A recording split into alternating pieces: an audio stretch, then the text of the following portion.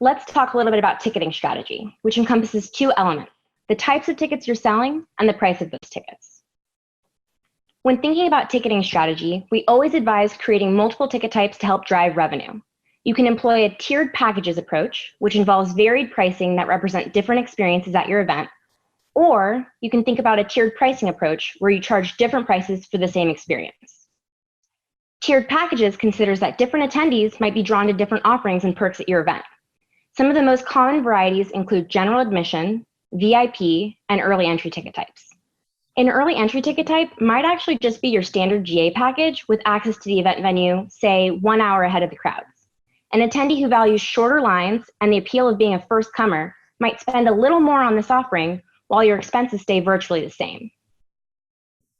Tiered pricing, on the other hand, matches segments of your attendee base at varying price sensitivities. As your event gets closer, prices go up, incentivizing thriftier attendees to purchase sooner rather than later. These stages are generally coined as pre-sale, early bird, general on sale, and last call ticket tiers. When it comes to tiered pricing, you could base your transition stages on quantity. So for example, we're allocating 500 tickets to the pre-sale ticket type, and when they're sold out, we're moving on to early bird. Or you could base it on date and time. On June 1st at 12 p.m. noon, we're going to switch over from pre-sale to early bird. In either scenario, you're effectively incentivizing attendees to buy earlier. Another element to consider when it comes to tiered pricing is visibility. You can choose to have all tickets visible at once with only one on sale at a time.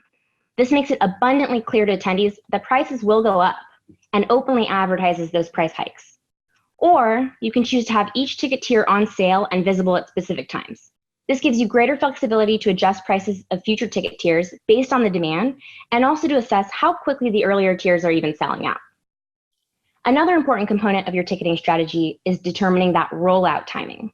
First, you're going to want to make sure your on-sale cycle is anywhere from 8 to 14 weeks, and this is going to depend on your event and your previous on-sale cycle durations. You need enough runway to effectively tease, launch, and promote your ticket tiers. You want each tier, aside from your general on-sale, to be available for at least 1 to 2 weeks.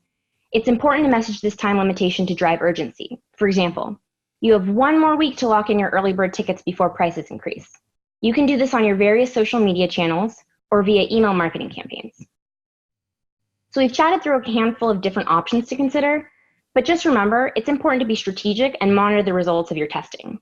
Pick and choose specific ticket type strategies that are best suited for your event audience versus employing all strategies at once.